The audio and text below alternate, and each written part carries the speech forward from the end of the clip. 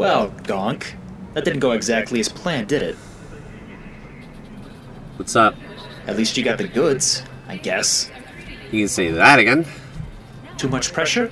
There was a lot that depended on that mission, Chumba. But to crash that heavily feels like a digital heartbreak. Like, there was so much potential that this could have had.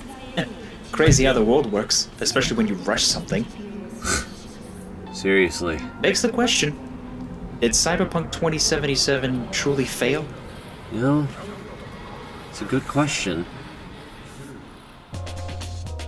CD Projekt Red truly had a lot on their plates announcing such a crucial adaptation of a beloved tabletop RPG into a video game. Cyberpunk had previously been known far and wide as a physical game similar to that of Dungeons & Dragons.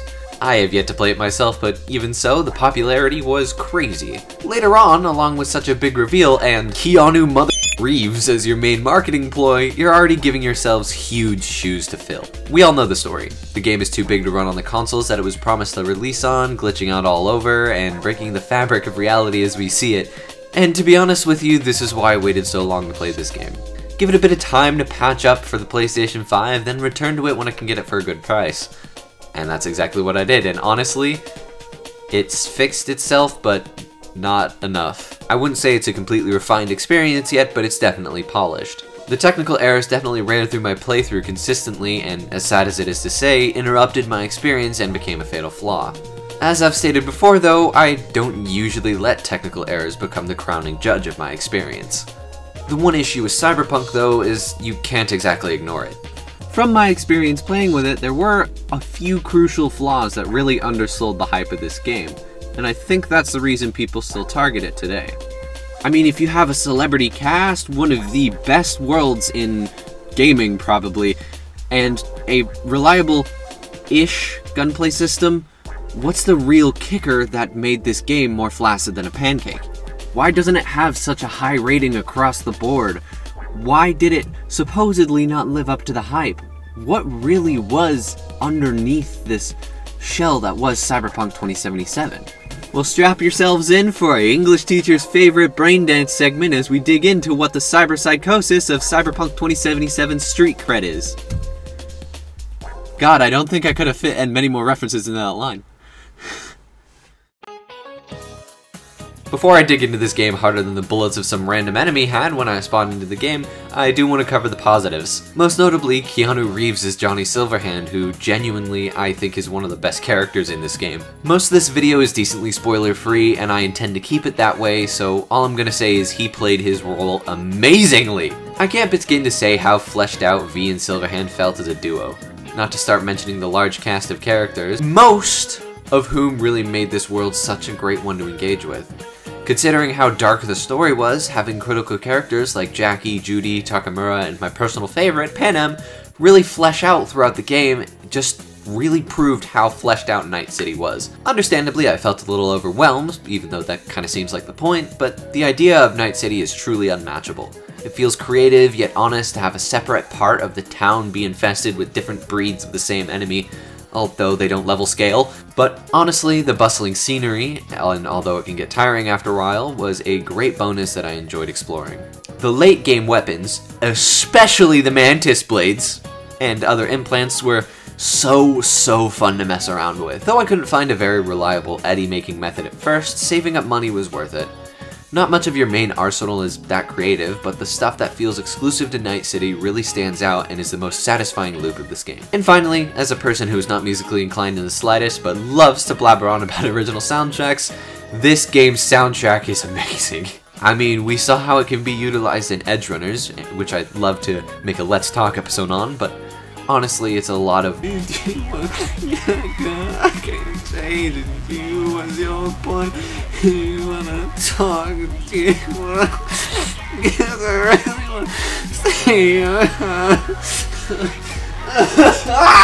And these two really go hand in hand with how the music makes you feel.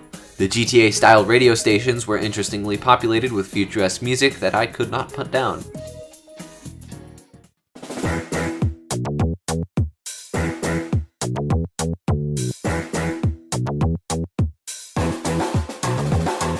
I briefly covered this already because, come on, it's the most obvious of them all. We've seen it before, and oh my god, there are so many! Cyberpunk is known for its glitches, and yes, even now, it is in no way short of them. There are way too many overlooked issues. From clipping, to breaking, to not loading, there are so many obvious bits to pick on. Yet the most annoying ones are the ones that I don't see in the media as often.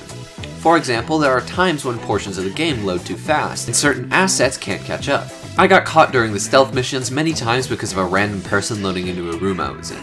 And the adverse is true too. Specifically when a scene is supposedly very dynamic and intricate. When telling a story, or in any Silverhand mission, the game would just randomly freeze. Truly, it did break immersion, and the progression did feel interrupted, like a video buffering. I wouldn't mind a loading screen a few times, but I could see the dilemma in implementing them. Another technical error I encountered, which bugged the ever-living crap out of me, was certain tasks or options locking at random times. The one that definitely ticked me off the most, though, was driving. I genuinely hate first-person driving in video games, and I don't appreciate randomly being locked into it, thank you very much. Supposedly it's just a button press away, but many times that was not the case. The game just didn't let me. Similarly, some quick menu options would do the same. Radios in cars, calling the car over in the first place, elevators when you don't have to wait for another follow mission, and sometimes even pulling up the critical text menu will softlock itself. I will say Cyberpunk 2077 has become a lot more polished since the, let's just say, rough release. But when these simple, almost basic details are ripped from your hands at random points, the rush to get this game out really shows. From what I've seen, they've definitely fixed a lot of it, but it's still there in some regard.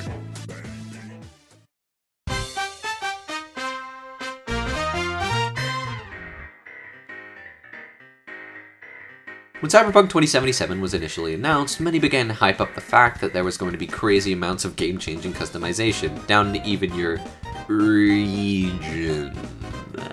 And while that does remain true, the adjective game-changing is nothing short of an exaggeration. Although yes, there is much to be customized, the previously large emphasis on having it affect the story is somewhat missing. So let's start with backgrounds, the first choice that you have to make. I won't lie, these are pretty cool to start off with. Each gives you a creative prologue and a few missions based off of your choice. I personally started off with the Nomad background, giving me a lone wolf type introduction to the world of Night City, and an early introduction to Jackie Wells. Yet the main meat and potatoes of the game happens because of Jackie, and while you'd think your background would change things, it doesn't. After you get past the prologue itself, the only piece that remains from your background is a few dialogue options, which in the end are nothing more than flavor text. It's not a bad thing, but it's significantly underwhelming. Similarly, the character customization, specifically your voice being masculine or feminine, doesn't affect much other than your romantic options. As to be expected there. In the end, my V looks cool as hell, so I didn't really care. And maki my eyes. The one piece that did bug me though was how to acquire the endings. The marketing previously said that your choices throughout the story would affect your ending, and to a point that holds true. You can go through certain dialogue conversations depending on your choices and what you may have said to someone earlier, yet the major endings that people care about are achieved just like any other games would be. That is, through side quest lines. There's a secret ending that requires a few specific choices, and similarly with the romantic options that can add a little, but overall the major endings do feel as if they only rely upon these side quests, almost exclusively. And honestly, yeah, they do. I'm not upset at all about this. It makes it easier and more efficient to achieve all the endings you want. The only thing that bugs me is how large a shoes CD Projekt Red said they were going to fill. Many games have similar styles of endings, again resulting from side quest lines that intersect. Saying that all your choices throughout the game will lead to a specific ending makes the game seem much larger and expansive than it is. Not to say that it isn't, because Night City is amazing, but the story itself is not as customizable as it let on.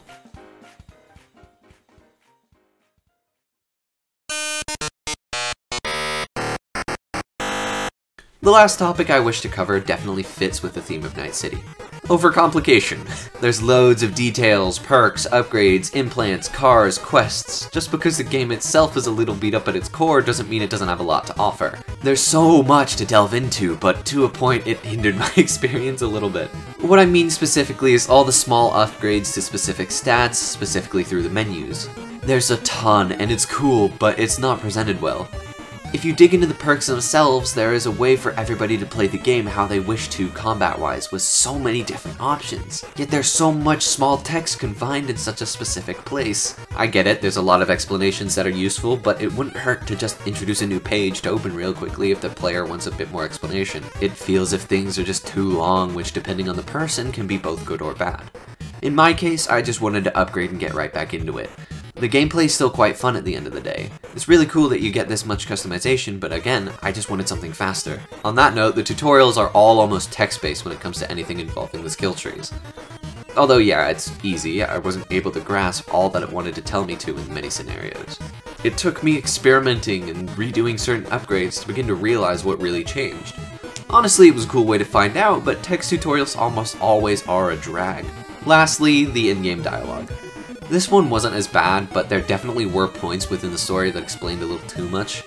I found myself pressing circle to skip pretty constantly, and still keeping track of the story almost as well as somebody who waited. To level with you, there was a ton of optional dialogue, and it makes sense since verbal choices are the second main portion of the gameplay, but many of the required dialogue statements just dragged on. Now, I know this will make me seem biased, so slight spoilers for Persona 5, but what I'm trying to explain was well done here.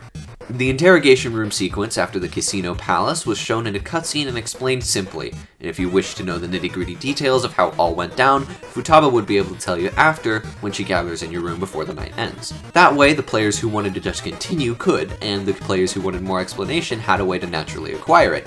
In comparison to Cyberpunk, I think most obviously when V meets Alt whilst not running, after a few lines, I caught what was going on, but they seemed to go on and on anyway. This is definitely more of a personal thing, and honestly, overall, having an option to adapt the game to pace it your own way could have sparked a little bit more of your personal journey when it comes to Cyberpunk's story.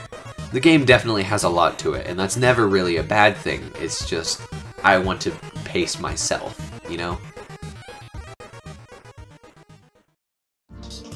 Overall, I actually don't think Cyberpunk 2077 failed. It's a fun game with a good dark story, amazing weaponry that begins to become more creative as you advance, and an expansive open world with an overall fun customization options. Yet similarly, there are many potholes that seemingly held Cyberpunk down from reaching that 10 out of 10 spot CD Projekt Red was aiming for. They promised what looks like significantly more than they could reach. I think its downfall definitely made many feel as if this game was lackluster after being promised to be such an immersive experience that Night City had to offer. The technical errors that I don't even need to explain, the choices that tried to give an illusion of a wider effect, and the overstimulating menus really did hold it back. This isn't much to say you shouldn't give the game a shot though, because even though there were a few problems that hurt, I still had a lot of fun. And the mantis blades! In the end, Cyberpunk didn't stand out as much as I wanted it to. The world is great, yet the rushing game gave it a few fatal flaws that stood out even after patching. Anyway, I guess we'll just have to see where it goes. Yo, get back to the afterlife. Fix has got another deal. Ooh, could use a few more eddies. Says you've got the chip he needs? Yeah, I'll be right over. Sky high, Chumba. Well, looks like I've got a little bit more work to do. And I'll speak to you guys in the next one. See ya.